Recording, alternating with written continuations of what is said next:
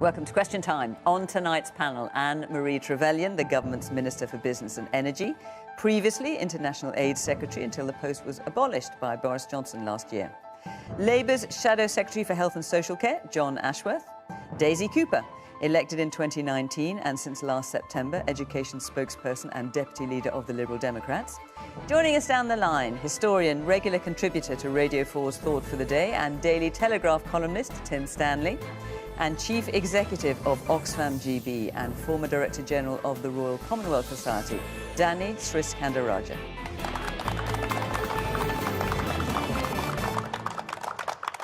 Good evening. Welcome to my guests here in the studio.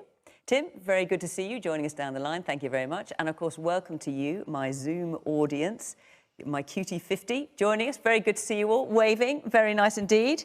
And of course, welcome to you at home watching. Do join the conversation in the usual way on social media at BBC Question Time, and we'll hear what you've got to say as well. So our first question tonight is from Alex Williams. Is the cloud of questions currently surrounding Boris Johnson's improper behaviour tittle-tattle or a real scandal? Well, you've asked the question, Alex. What do you think? I think it's a real scandal. I think it's probably the tip of a very large iceberg. I think he could clear the issue up very quickly if he chose to be transparent and honest. And the fact that he's not being suggests he's concealing something more. And I think that's a real shame because it attacks the democratic process. Voters can only vote confidently if they feel certain that they're getting honest and reliable information. Jon Ashworth.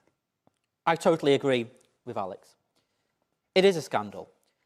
And the reason why these questions are continuing to circulate is because Boris Johnson has failed to provide a full and frank explanation as to who paid for the lavish upgrade of his Downing Street flat. Well, of course, he says that he has paid for it. The question is who paid for it initially, I think. Indeed, indeed. And this matters. And it matters, I believe, for two reasons. First of all, it matters in its own right, because we as politicians should be held to higher standards, and we should stand for principles of honesty and integrity. And it's not good enough to say, oh, this is just typical Boris Johnson, we know he lies, we know he plays fast and loose, it's just the way he is. That isn't good enough, because if we think that is good enough, we're really descending as a society. But the second reason why it matters is because somebody did pay initially for this. Somebody either put a donation through Tory party head office or loaned the money to Boris Johnson. And when Boris Johnson is the most powerful politician in the land, we need to know who is potentially buying influence. We need to know who he is beholden to. We need to know when he received this loan, when he paid it back, why he didn't declare it. And it's not good enough just to say, well, he's paid for it and the taxpayer didn't pay for it. If this donor is winning contracts from the government, if this donor is winning taxpayer contracts, like we've seen with donors over PPE, then ultimately we are all paying for it because they're getting something back. It cannot be one rule for Boris Johnson and something for the rest of us. We do need everything out in the open now, because otherwise this scandal won't go away. Anne-Marie?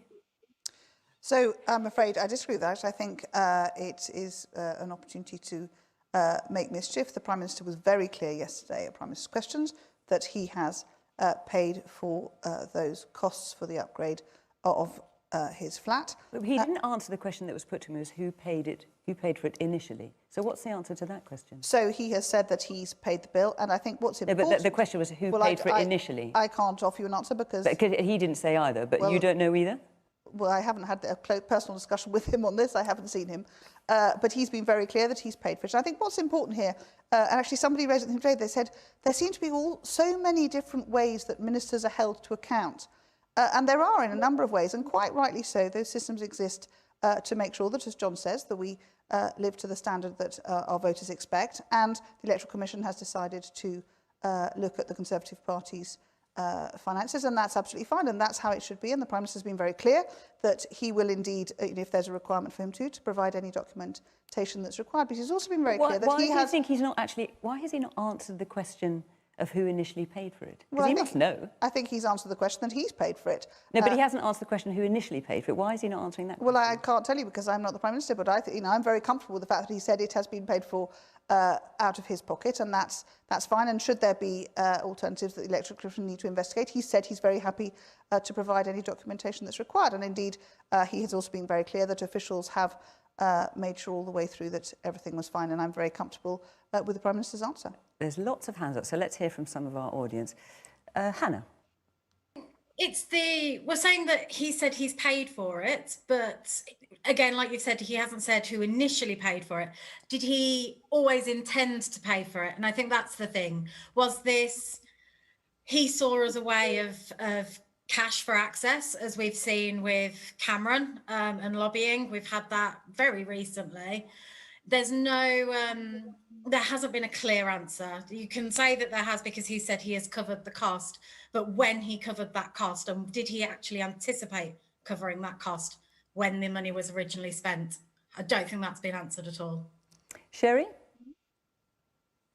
Yeah, I'm interested to know why, well, firstly, who made the accusation and why was it taken so seriously?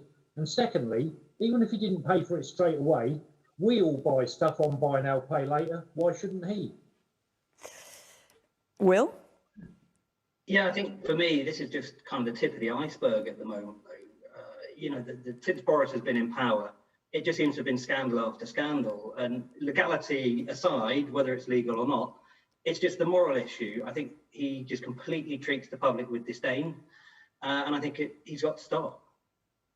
Danny?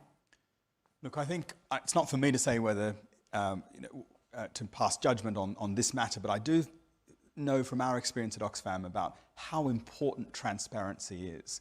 You know, the only way that we've made progress in recent years across the world has been to bring in much higher standards of openness and transparency. And, you know, for many people in this country, the hope is that we'll come out of this pandemic, this, huge shock to our nation, building back fairer, because we'll create a fairer, better society. But an equally important part is to build back institutions that people can once again trust. And so I think it's really important, not just on this issue, but a number of other issues we've seen recently, that we see politicians go over and above when it comes to transparency.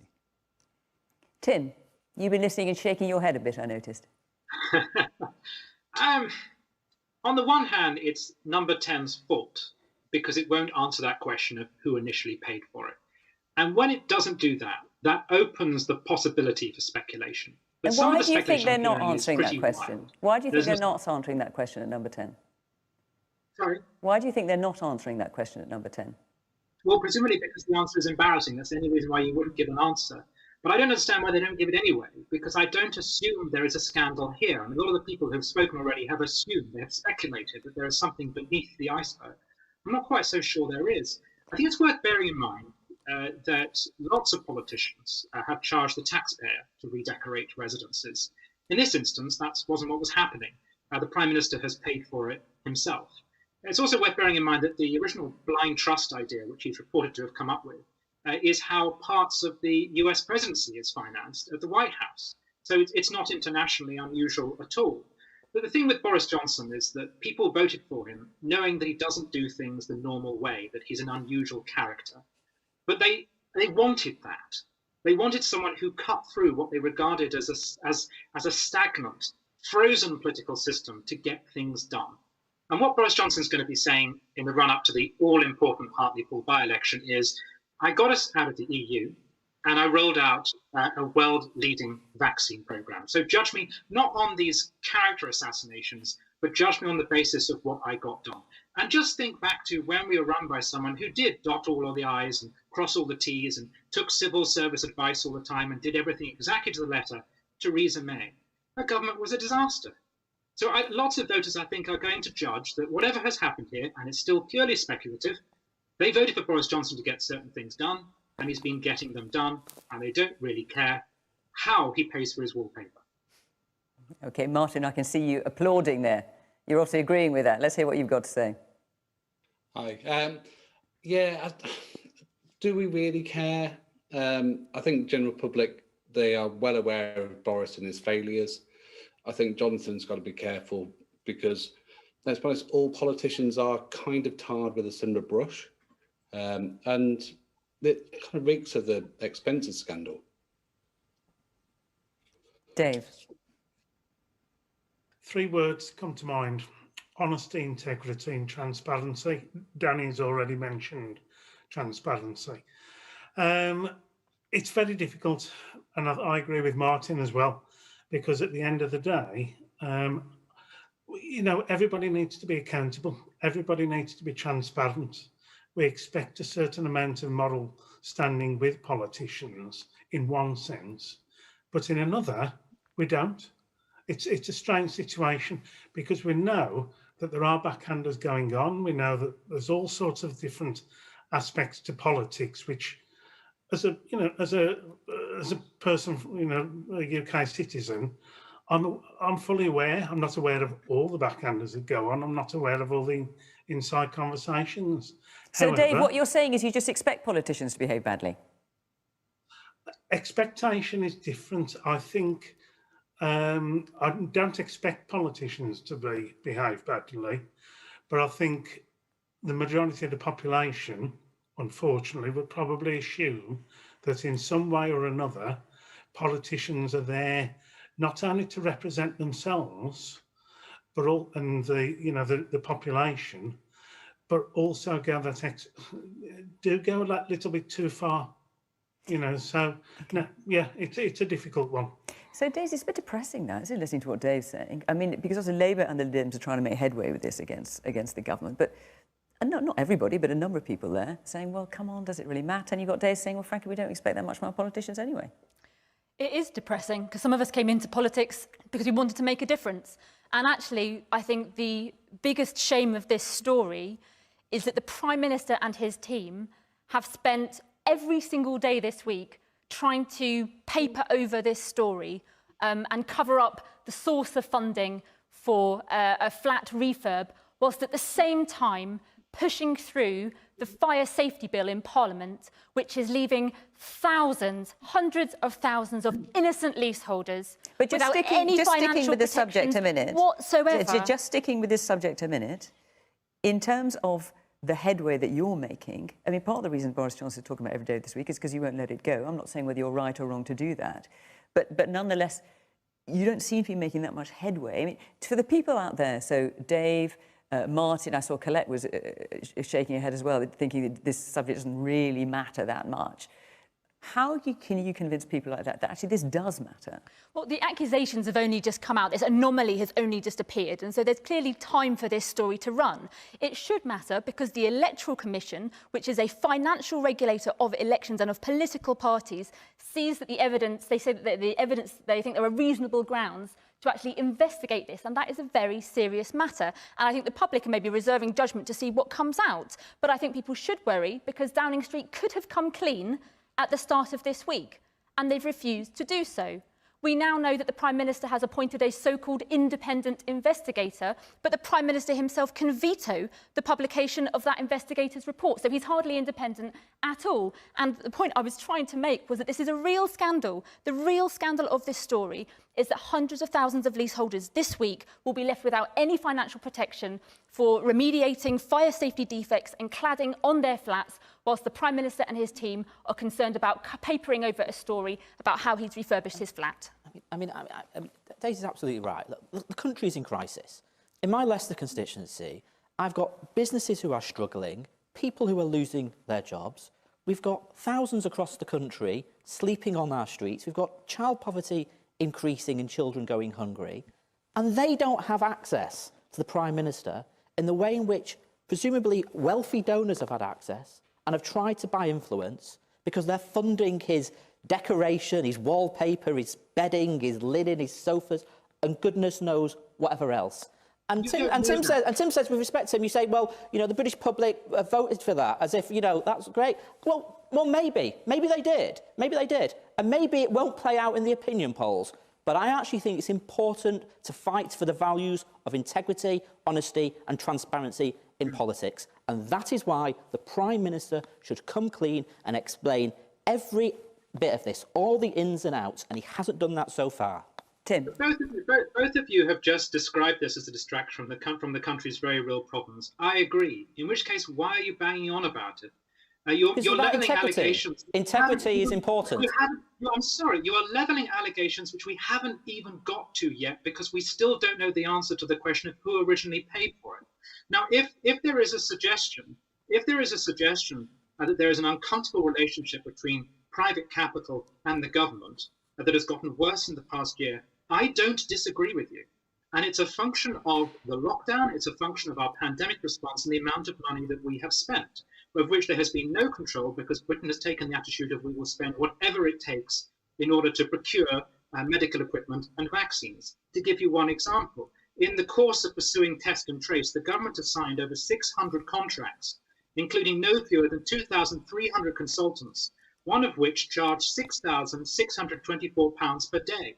Britain has been leaking money for the last year. That's worth talking about. That's worth an inquiry. How much the Prime Minister personally paid for his wallpaper is a distraction. No, but who paid for it? Who made the donation is not a distraction.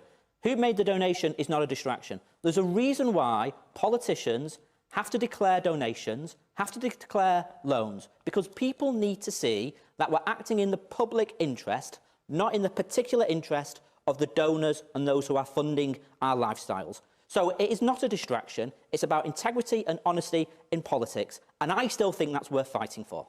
Fiona, yes. If I may, Tim's just done this, and a lot of commentators this week have done this, which is pose this as an either-or issue, that, government should be getting on with facing up to the crisis that we're facing, or we're distracted. But actually, we need both. We need urgent action on the issues that matter, and we need transparency. This country, we've had the Nolan principles for standards in public life for 25 years, because it's a well-established principle that you can't have a high-functioning democracy without trust and without transparency. And so for me, it's got to be both. Okay. And we've got that because the Electoral Commission is investigating that. I'm just asking us, please, not to presuppose that we know the answers to what has gone on. And also, don't assume bad faith. If the original plan was a blind trust, that doesn't necessarily equal buying access. And as I say, it is done in other countries. Right, I'm going to move on. We could talk about this for some considerable time. You've been sitting there very quietly, Anne-Marie, I noticed. Well, letting everyone make the arguments for you. That's excellent. I made the point that we have many ways to look at this and get the transparency well, we've got no less than talking about. And indeed, that's what we shall have. We have no less then all know the answer. We have no less than 3 inquiries, so let's hope we get an answer out of one of them. Okay, I'm going to take another question from Natalie Keelton.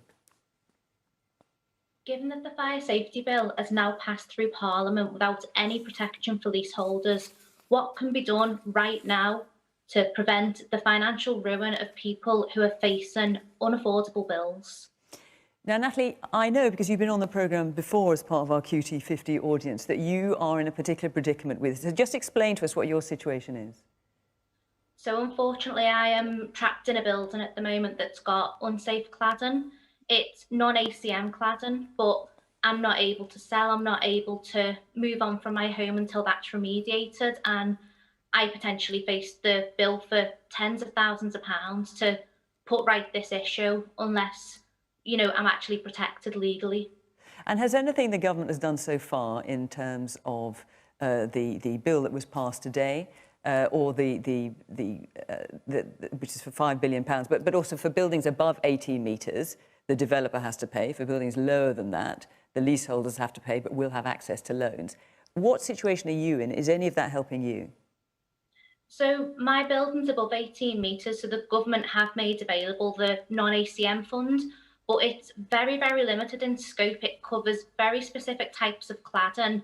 And the key thing is fire doesn't discriminate, and it's a lot more than just cladding. There's a lot of fire safety defects that these buildings have, and it's actually come out that basically these buildings haven't been fit for purpose for such a long time. And it's now all coming out, and the government don't seem to be willing to step up and do the right thing and actually protect people's lives, because ultimately this is a safety issue. And if I went out tomorrow and bought a toaster, I'd probably have more legal protection on that toaster than I've had on my biggest purchase that I've pumped my life savings into. And what is the value of that biggest purchase at the moment? Zero. This is the thing at the moment. I can't get a valuation on my home. And until the cladding's fixed and we've got an external wall survey, which seems a long time off, I'm going to be trapped here in a valueless home that I've pumped my life savings into. So Anne-Marie, the government's managed to get a bill through today, but talk to Natalie. It's not helping her. So, first of all, you know, I think this has been such a big scandal, and one that the government has wanted to get to grips with, you know, understand the extent of the challenges, and I think the fire safety bill that has gone through today, as you say, Fiona, it is the starting point, and it's that commitment. Robert, but how can you help Natalie there now? Because this has been going on for some considerable time, obviously since Grenfell, and Natalie's stuck. So absolutely, and you know, the $5 billion fund is that starting point to make sure that we can start to get to grips with this. They would say it is a huge, you know, logistical exercise, as you know, we know the extent of the cladding that isn't fit for purpose. But I hear absolutely the point you make, which is, of course, it is more than that. The challenges with fire doors and all the access points and those sorts of issues. And this is, you know, this is a scandal that we are going to have to unravel. But I hope very much that the initial stages are going to be a starting point. But I think that is the challenge with a number of these things is A, understanding the scale of the problem, which took us a while, I think, to get a full picture across the country, and to find the right tools to help move that forwards. And I think this is a very difficult challenge. And I do feel enormously for Natalie, but I hope very much that this will be a starting point for solutions. And so when Boris Johnson said we are determined that no leaseholder should have to pay for the unaffordable cost of fixing safety defects that they did not cause are no fault of their own, you've got Natalie there who's facing exactly that when it comes to perhaps not the cladding, but other things like fire breaks, combustible balconies, sprinklers, fire doors. I mean, when he said that, did he just not mean it? No, he did, and I think that's why I say the fire safety bill is that first stage, and the fund to help get to grips with the complexity and the enormity of this scandal that we have to help to unravel. But I don't for a moment deny that this is a big challenge to deal with, and there is a huge amount of work to be done, both in physical change work and indeed working out where those challenges are. And I hope, very much that we'll be able to support Natalie and many others in the weeks and months to come. Well, Dave, this is also something you were very keen to bring up. The impact of this bill going through for people like Natalie and the hundreds of thousands of leaseholders is absolutely devastating. I was on the committee last summer. I joined the committee that was scrutinising this particular piece of legislation, and I introduced the principle that leaseholders should not have to pay for fire safety defects that are not of their making, and Liberal Democrats have stood with leaseholders from the very start to the very end. And last night, we were the ones who pushed the amendment again, and we made it absolutely clear to the government that every single leaseholder affected by the cladding and the fire safety scandal would have preferred for that bill to have fallen last night than for it to pass into law, because this bill has now passed into law, and leaseholders who have already received enormous bills for £50,000, £60,000, £70,000 are now possibly going to receive even more bills, possibly in a matter of days, and they cannot afford to pay it. So they are trapped. So who do you think should be paying that bill? Do you think the government can, in fact, put the onus on developers to pay it? It might bankrupt some of them, I don't know. Or do you think ultimately it'll be the government, therefore the taxpayer, who pays it? First of all, let me say that I introduced this principle 10 months ago. 10 months ago. And for 10 months, the government has refused to come up with a system to sort this out. So it's on the government for not coming forward with a system. I support what the Cladding Action Group is calling for, which is to say the government should stump up the money in the first instance to remediate and make these homes safe, because they are fire traps, they are death traps. It is outrageous that almost 4 years on from the Grenfell tragedy, we think it's okay for people to live in these kind of places. So the government should stump up the cash, then it should very quickly put in a system to get as much of that money back as possible from the people who are responsible. But leaseholders need to know that they are protected because they can't afford to pay the bills. They're stuck in death trap flats. Some of them are facing bankruptcy. Some of them have become homeless. And if some of them who are not bankrupt yet but do become bankrupt may invalidate their legal professional qualifications and ruin their careers. This is a national scandal of epic proportions. The government has had 10 months to come up with a solution to this, and they've refused to do so. Tim.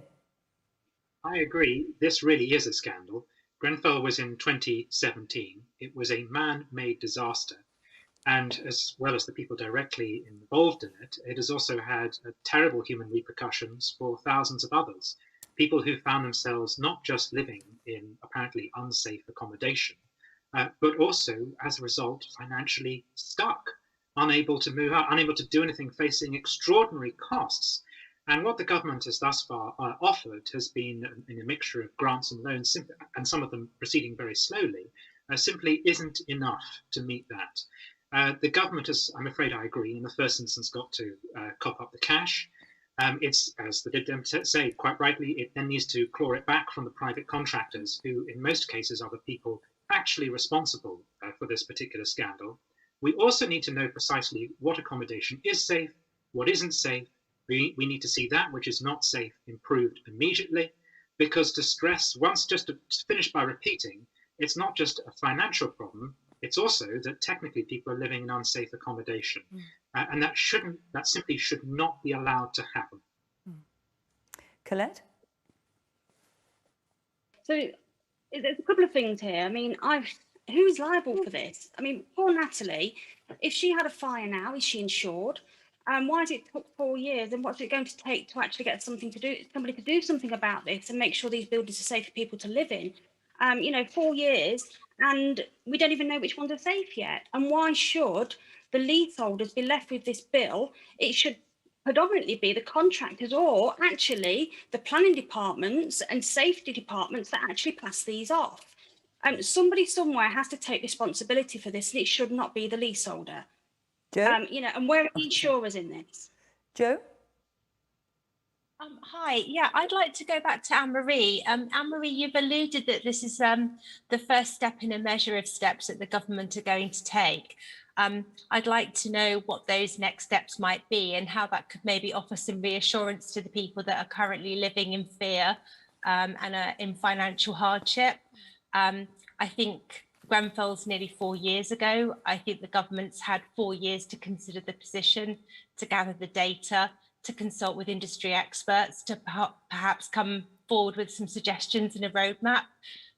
Whilst I understand this does offer some relief, evidently it does not resolve the problem, and it leaves many, many people in a very hopeless and desperate situation. So perhaps you could tell me what your thoughts are on the roadmap.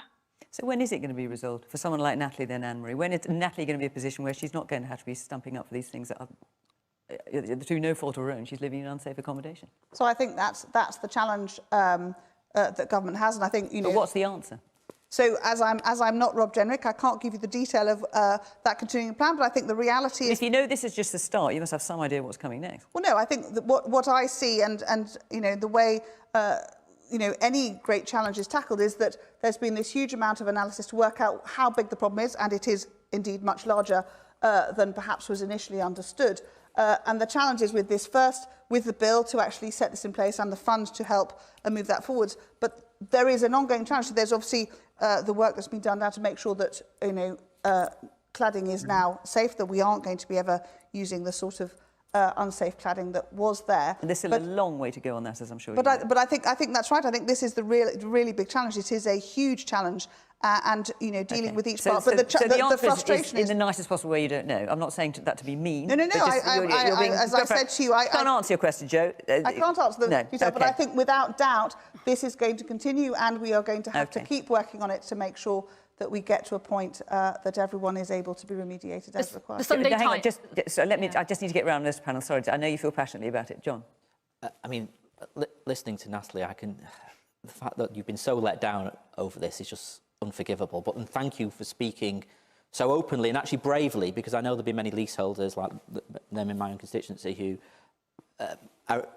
feel the same but don't feel that they've got the confidence to come out on television and speak about their personal circumstances in that way. So thank you for what you've done. I agree with Daisy, I agree with Tim. Having disagreed with Tim on the last question, I agree with him on this one. Now, I lead for the Labour Party on health, so I've not been involved in the particulars of the bill, but I will just speak more broadly and say, as it happens, I was on Question Time the week of Grenfell, and the panel and the audience were united in grief, and were united in our determination that something like that should never happen again. And I just find it utterly bewildering that here we are 4 years later, and this still has not been resolved in a satisfactory way.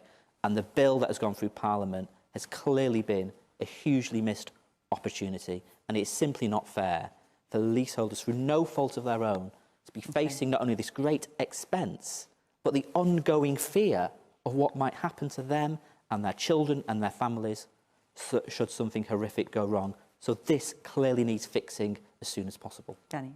My heart goes out to Natalie and the hundreds of thousands of people who will be disappointed by this news today, probably angry. I want to just step back a little bit about the fear that Joe talked about, because up and down our country, there are people, hardworking people, who are living in fear about their financial security. You know, we have carers, we clapped our carers, yet the majority of carers in this country are living in poverty. We haven't addressed child poverty. We haven't talked enough about free school meals. The issue after issue, we're sleepwalking into a poverty crisis. 1 in 5 British people were living in poverty before this pandemic. But this isn't necessarily a poverty crisis. This is people who, I'm not speaking for everybody, people who've been able to afford to buy their own homes, and they found themselves in a position where, I mean, they may be forced into penury because of this, but they aren't in it because of a poverty crisis. No, but we already know that in 2020, 700,000 more people fell into poverty as a result of the pandemic. And the problem is, if you take each of these issues and lay it upon each other, the insecurity that people feel, that will drive more people into poverty. OK, let's take another question now from Tim Dow. Tim. Hi. With COVID cases and deaths in India continuing to increase, is the British government doing enough to support India? Daisy. No, I don't think the UK government is doing enough to support India. Now, I know that the UK government has already sent some medical supplies, but what we absolutely vitally need the government to do is to send vaccines. So back in February, the Liberal Democrats wrote to the government and said, after the first 4 million most vulnerable people in the UK have been vaccinated, we think that the government should embark on a parallel rollout of the vaccine through the UK and through COVAX, which is the international vaccine scheme. And so when you say the first 4 million, do you mean to the age of 50? No, you mean sooner than that. It was the first 4 million, which I think was the first 4 or 5 cohorts, but we're way beyond that now. The situation we have is that none of us are safe until all of us are safe. And for as long as people in India cannot get the vaccine, not only will loads of people die, but it also means that the virus will mutate again, and that will turn up into other strains that will wash up on our shores. So it is both the morally right thing to do and also a self-interested thing to do to make sure that we get this parallel rollout. Now, Norway is doing it, the US is sending vaccines too. At the moment, the UK government has not yet committed to sending vaccines to India. But hang on, because the US is sending vaccines it's not using.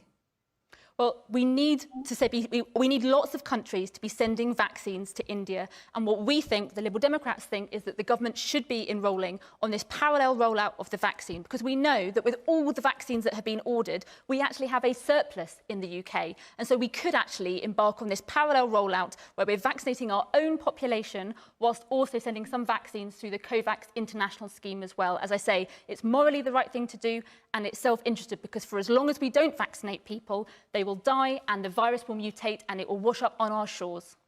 Now, Danny, I'm interested in your perspective as head of Oxfam GB. You can see that for some, there would be some who will not take Daisy's view, who would think, well, actually, I want to get myself vaccinated first before I start sending vaccines abroad. Look, first, we just need to recognise how devastating what's going on in India really is. This is not a wave, this is a tsunami. And many, many experts said it was a question of when, not if, we'd see these sorts of impacts. And we've seen it in Brazil, we've seen it in South Africa, now we're seeing it in India.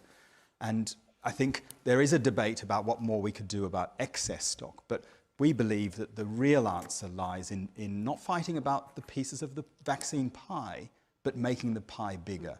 And what we're calling on the UK government to do is to ease the intellectual property rules around who owns this vaccine technology, who owns these vaccine recipes. You know, But rather than do what Daisy's suggesting, which is after the first 4 million have been vaccinated, start sending vaccines abroad. Do both. But right. The really substantial difference is going to be made when we allow other manufacturers, other countries to safely manufacture these vaccines. The US government has said it's considering this seriously, but in the World Trade Organization negotiations so far, our government has blocked those sorts of moves. And yet we're talking about, for example, the Oxford AstraZeneca vaccine is 97% funded by us, the public, the taxpayers. And yet And also is being sold at cost. It's yes, but we're putting the interests of a few big pharmaceuticals above the interests of people around the world. And we're, the more this vaccine, rips through countries like India, the more chances it will mutate, and the less effective the amazing, remarkable progress we've made here in this country with vaccination will be. And so, as Daisy says, no one is safe until everyone is safe, and the best way to do that is to loosen the rules on who owns the right to produce those vaccines. And can you see the government doing that, Anne-Marie? So, interestingly, when I was Secretary of State for DFID last year, I was the one who worked with Garvey. International Development. As it was, yes, sorry. Now merged with into the Foreign Commonwealth Development Office. I worked with Garvey, which is the Vaccine Alliance. We raised $8.8 billion for them last year, which was over $1 billion more than was our target, so that they would then also be able to help get going on a vaccine program to help developing countries if and when a vaccine, which at the time seemed like a very long way off, something that was possible.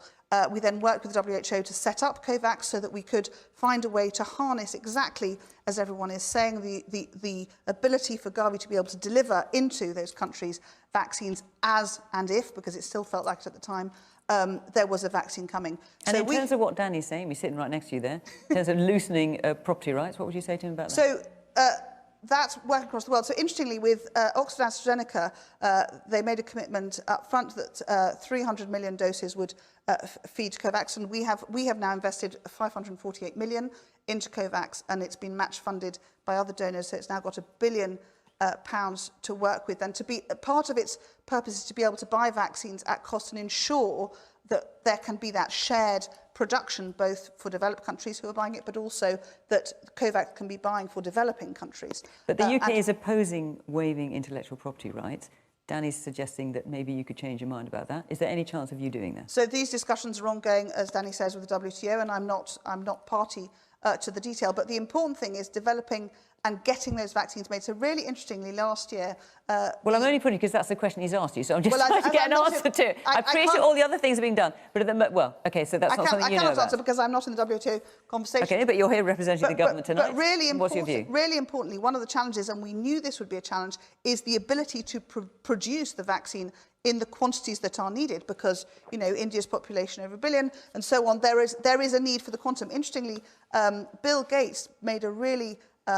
what was then a very punchy move last summer, and said, I'm going to create vaccine production facilities. Don't know if there'll be a vaccine invented that we can use, but so that there could be that increase. India, of course, has been the heart of vaccine production for other vaccines for very, very many countries for many years. Lots of big size coming from Danny there. Well, last week, 100-odd world leaders wrote to several governments to say that the single biggest difference can be made by allowing these manufacturers. Many vaccine or pharmaceutical factories are sitting not producing COVID vaccines because they don't have access to these rights. It's the single biggest thing to do, to create a people's vaccine and make the biggest difference in terms of protecting all of us immediately. And I think, the production continues to grow and this issue, but I think really importantly, we need to make sure that we are seeing, and it's so tragic in India, the breakdown of a health service by being overwhelmed by COVID is something that we have to help them to get back from, so that indeed their health services can deliver vaccines for their people. Beatrice. If we're talking about sending vaccines abroad, then why do people keep on mentioning in the UK vaccinating 12-year-olds now, when surely it would be more helpful to send vaccines over to the most vulnerable in other countries, and then it would benefit everybody? Well, we're not vaccinating 12-year-olds now. Their tests are being done to see if that could be done in the future. We're not actually doing that now. Chris? What I'd like to know is, if we've developed the AstraZeneca vaccine as basically a people's vaccine, why are the Indian facilities not using the directions for making that so that they can overcome the shortfall of vaccines? Chris, they are. They're making 70 million a month, but obviously it's a huge population in India, and they're just, they're struggling to get enough vaccine out. In addition, do we actually need to talk about giving away intellectual property rights when we could just simply be saying, come on, guys, you've made a fortune out of producing vaccines and selling them. why don't you sell these vaccines to India at cost, or use some of your profits to underwrite the cost of sending vaccines to India? Of course, or to anywhere else in the region? AstraZeneca is, I'm only saying because they're not here to answer for themselves, AstraZeneca is producing the vaccines, is selling the vaccines at cost. That was part of the agreement which with it was receiving but government obviously funding. the others are not doing that. John? Well, what we're seeing in India is desperate. It's heartbreaking. The stories of oxygen being purchased on the black market because hospitals are overwhelmed is awful. We're hearing stories, seeing pictures of cremations taking place in streets and car parks. And for a country like ours, with our deep ties with India, and I represent Leicester, I live in Leicester, where we're immensely proud of our deep bonds with India. Yes, we do need to do more. I'm pleased that the government have done something, and we were calling for them. Lisa Nandy and I were calling for the government to take action, but we do need to do Well, let's talk about the action more. that you've been calling for, because in the letter you wrote on Monday, I think it was, yeah. and you talked about when we have a surplus of vaccines, we should be giving vaccines to countries like India. At what point do you think we do get to a surplus of vaccines? Are we at that point now? I think we have to play our part in vaccines, in drugs, but I think So what does that mean when it comes to vaccines? Do you think we should be sending vaccines to India now? Is that what you mean by that letter? Part of the issue in India is, yes, they need access to vaccines, but also they need investment in their primary care networks to get the vaccines distributed. But what we also need is an your international... position from the vaccines... Sorry? I'm just trying to be... Because you wrote this in your letter on Monday. You said when we get a surplus of vaccines should be sent to India. Is your position any different from the government's, which is saying we should vaccinate our population our position is different. And so what is it exactly? Because what we now desperately need is an international agreement about shared intellectual property rights on vaccination. What we need is investment in vaccination manufacturing capacity. So you think the property rights should be loosened? I think that has to be looked at. We need an international agreement on that urgently. We need an international agreement on investing in the manufacturing and capability in parts of the world so they can start doing their own vaccine manufacturing. As it happens, India can manufacture, but there's many parts of the world that can't. We need an international agreement around genomic sequencing as well. But for what we should be doing now, John? No. Because the crisis is now. Should we be sending vaccines to India now, do you think? Of course we should. But we should be. We should. But Fiona, it's not as simple as just saying send them vaccines. No. Because what we're facing with India is not just an issue of... I mean, they've got the Serum Institute who can actually produce 70 million vaccines a month. Part of the issue with India is investment in their primary care network to distribute the vaccines. It's about investment in their health infrastructure to get oxygen out to people. But what this crisis shows us is that, as Daisy says, we are not safe until everywhere is safe. And that is not a political slogan. That is a scientific fact. Because while the virus continues to circulate across the world, it will mutate and it will bounce back and hit us and could set us back. We've already got examples of the Indian variant here in the UK. We've got it in Leicester. We've got it in parts of London. Right. It's why we have to act now. P.S., you had your hand up. Yeah, I mean, I think it's a little sad that we have to use an argument of self-interest in order to rationalise and justify sending things to India when they're in such a dire state. I really don't think that argument is particularly helpful. I think, there is a huge moral imperative to help India. It's going through incredible pain. Sending 600 ventilators or pieces of hospital equipment is a drop in the ocean. I mean, the British Association of Physicians of Indian origin issued a statement saying that we can do so much more. We have empty Nightingale hospitals. We have huge ties, as Jonathan said, to India. And, I just think it's a real shame that the argument keeps... We try to convince ourselves as a nation that we have to do this to protect ourselves. We actually have to do this to protect thousands upon thousands of people dying every day in India. Tim? I agree with much of that. I thought John had some very good points, but subtly dodged the tricky question of what is the point at which you judge the country now has a surplus. So is it, for instance, once we have vaccinated everyone over the age of 42, is it the case that anything that we're doing after that counts ethically as a surplus? And that's a very difficult question to answer. I think globally there's eventually going to have to be some sort of redistribution of vaccines, whether it's the vaccines themselves or the intellectual property rights. But it might also be the case that here in Britain, we hit a point at which we judge that we have protected the most vulnerable in our society, people of a certain age or people with certain health conditions. Now, that's the point at which we should start to redistribute our own vaccines or put other countries first. And that poses an interesting question to my generation, because I'm proud to say I'm far too young to have received a vaccine yet, far too young. You're just boasting now, Tim. So am I willing to delay getting the vaccine just as the country is opening up? Am I willing to delay my own liberation from lockdown in order to help people overseas? I have to say, personally, I very much am. I'm not just being virtue signaling here. I'm also saying that because I think that those of us who are relatively young and healthy have got to be willing to balance risk and to take risks, to put the vulnerable first, but accept that we ourselves should live with a certain amount of danger, because you could catch COVID, you could be run down by a car. When you're my sort of age, you're probably in the same realm of possibilities. So for my generation, who talk a good game on altruism, here's an opportunity for us to be truly altruistic and say, look, Britain has a moral responsibility to protect its own who are vulnerable, but beyond that point, the moral locus shifts to protecting people who are vulnerable overseas. And I agree very strongly with that point, that there shouldn't be a debate about what is best for Britain. It is simply what is the right thing to do. And I think that would be the right thing to do. Okay. Can I just come in on Yes, of course. I think Tim's exactly right, because one of the amazing things that we've seen at Oxfam and many of the other charities that are working internationally is the amazing generosity of the British people and who are coming into our appeal for India.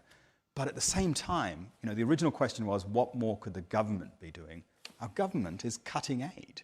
Yesterday we found out that amongst the cuts will be an 80% reduction in funding for clean water and hygiene around the world. Yeah. It beggars belief that at a time of a global pandemic, when there are more people in need of humanitarian assistance than since the Second World War, our government is cutting funding for clean water and hygiene. I just can't understand that. So I think to Danny's point, and I think it's a really important one, and you know, we are still the third largest overseas development aid donor in the G7, and the Chancellor has set out very clearly that once our finances in a better place, he wishes to take us back up to 0.7. That's a decision that's been taken. But really, are you happy that the budget has been cut? So I think none of us are happy. We want to do it, but the reality is we have to balance. Is it a decision you agree with? Is what I'm asking. So the decision was taken, and the Foreign Secretary has set out his priorities and how that will move forward. Did you agree with that? I think it's very, very, very difficult to see any cuts in those bilateral programmes, but choices have to be made. And you know, I'm getting the sense that you didn't agree with it. And it's fallen on the Foreign Secretary to make his choices, and he set out very clearly the other day where his priorities were and how this role, and one of them was indeed COVID. But I think really importantly, with COVAX, which we helped to set up last year, we have the opportunity to do that. And I think the really important point on the vaccines is that we don't have a surplus yet. We're working on a one in, one out at the moment still, and that's what's really important. Tim's challenge is a really interesting one, and I will take that back and set it actually, which is it, should we be asking those who are, those the vulnerable who are young have already been vaccinated, so if you had healthcare issues. But for the healthy young, is that a question we should be asking? The Prime Minister made a very clear choice that he wanted to vaccinate our adult population in order to protect us all, and that was I think all of us, felt that was a very good decision, and we have, in fact, demonstrated one of the most impressive vaccine rollouts. Incredible effort, not only with our NHS, but so many volunteers. Sure, but the point you're making, But the key point is, I think it's a really interesting challenge. Is that the case that we want to say, and our young people say, we would rather, as vaccines come off the factory line, because they're not here yet, but when they do, that we should send them first through COVAX and get Gavi to deliver those into developing countries. And I think that's a really interesting challenge. That was the challenge. That was precisely the challenge that Liberal Democrats put to the government in February of this year. We asked you to start thinking about precisely that process of when and how we could have that parallel rollout of the vaccine. But the key point is we don't have the vaccine quantities Here we are, almost in May, but the government hasn't even started thinking about the challenge already. That's the problem. It's taken months and months and months, and it still hasn't worked out. But we don't have the vaccines to be able to do something with yet. It's not just. I mean, it's becoming a debate about X number of vaccines in this country and how many we send over there. It's also about what we are doing to invest in primary healthcare in some of the poorest parts of the world. And at the moment, of the 900 million vaccines that have been distributed worldwide, only 1% of them are in low-income countries. Some of that is about access to the vaccine, but a lot of that is also about their health infrastructure. Absolutely, Yet you're cutting the aid budget. But that's exactly what Garvey's key role is to help. But you're cutting the aid budget. But we put and the polio eradication programme as well. We raised 8.8 billion last year to help Garvey to do that, because exactly that, you're not wrong, John. In those developing countries where the primary care systems are not very robust, that is where Garvey has this incredibly effective way of helping to get out. But what they need is the vaccine, and that is one of the challenges we have as a planet, is that there simply wasn't the production capability that existed this time last year to be able to generate billions of doses at pace. And that's growing, but we need to, keep at it. We have got time to get one more question in, which I know the person who's asked it thinks is very important. And a number of people have expressed interest in this. Christina Sharp, let's hear from you. Chris. Thank you. Can there be any justification for the continued incarceration of people in care homes? Now, Chris, you've got a particular reason for asking this. Yes.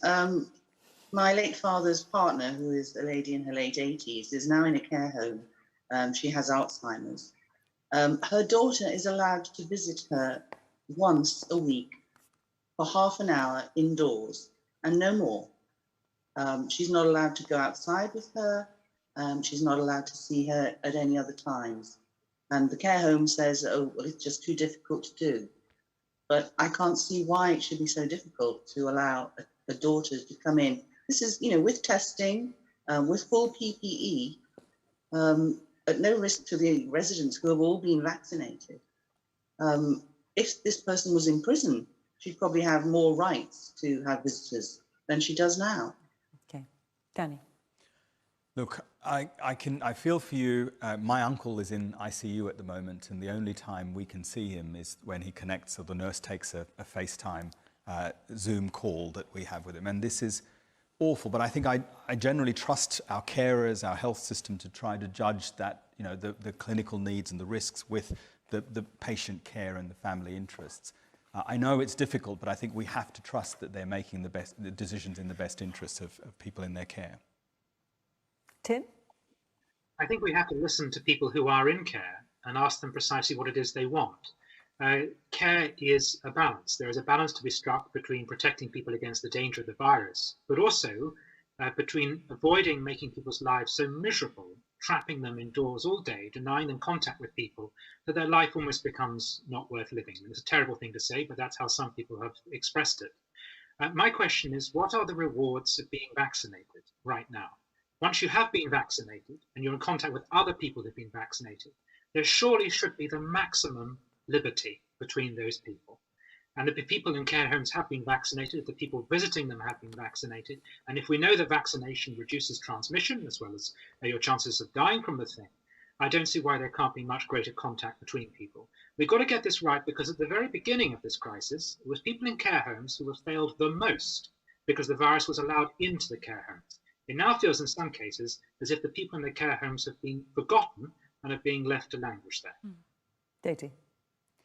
This is absolutely heartbreaking, and just before Christmas there was lots of evidence coming out about how the lockdown on care homes under the first wave, obviously carers have been going in and out and there have been waves of COVID, but a number of people actually died some pretty traumatic and distressing deaths because of the neglect, because there wasn't enough support. I think what a lot of people don't realise is that family carers are carers. They're not just visitors, they are carers, and they do a huge amount of the care in the care home. So what should happen now? Well, before Christmas, I coordinated a group of 40 MPs on a cross-party basis to actually ask the government to change 2 or 3 things. First of all, and this is what carers themselves were asking for, was that why was it okay for paid carers to be going in and out of care homes, but not for family carers to be going in and out? So we asked for family carers to be designated, for family members to be designated as the specific carer, and for them to get access to the same level of testing that the paid carers were getting. And I think what's really important, in cases where you've mentioned people who have dementia, for example, their decline has been so rapid without that family contact that this is about the balance of harms. And so we do need to see measures in place to allow carers to see people. Otherwise, they are going to die of neglect rather than dying of COVID, and it is unbearable for those people and for their carers. So we need to see that acceleration. And care homes themselves are asking for protection, just like the hospitals have, like the NHS has, so that if there is, so they've got the insurance protection to allow it to happen. We're going to run out of time. I'm Sure. so sorry.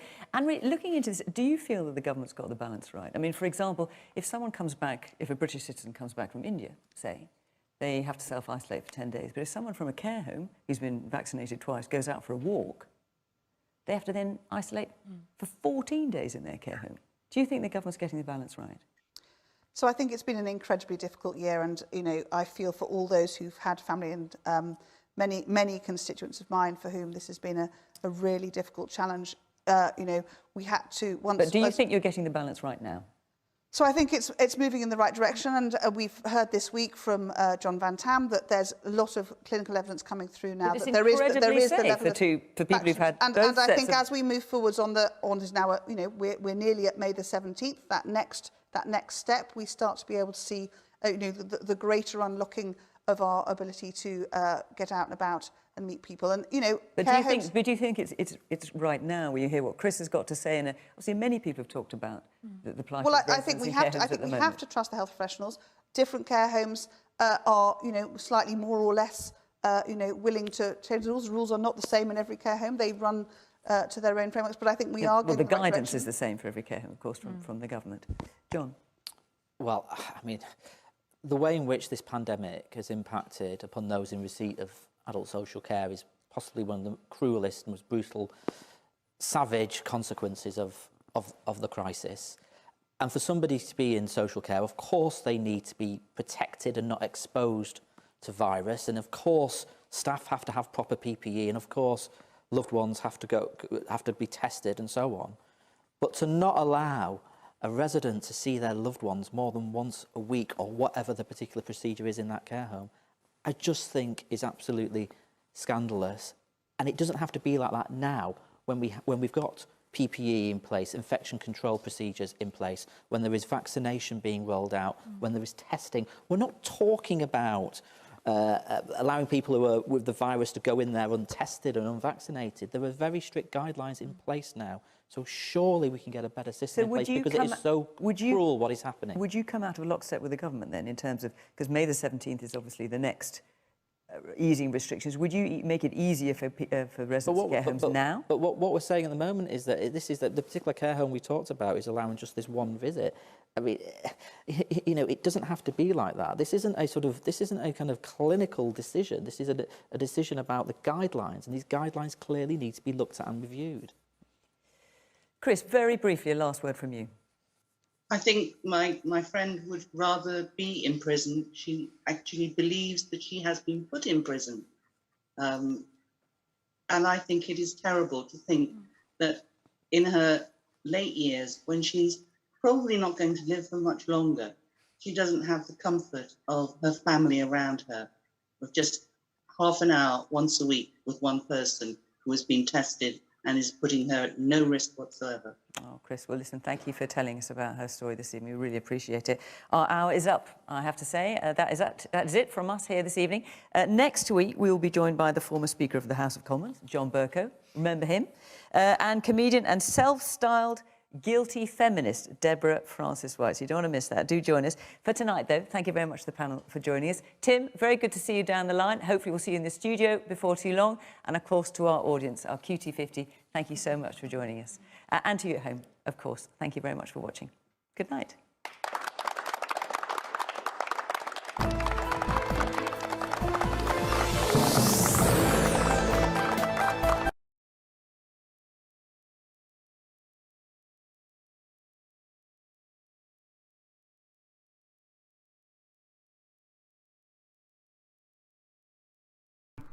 What's the point in that?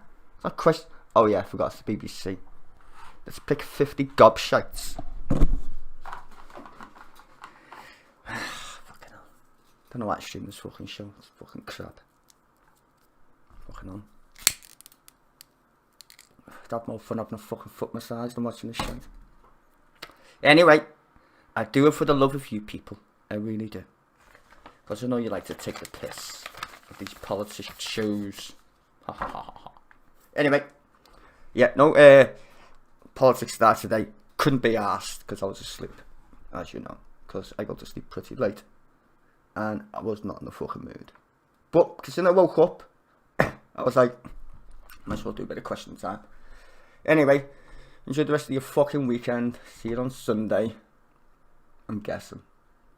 Maybe. Definitely not a fucking 9 o'clock.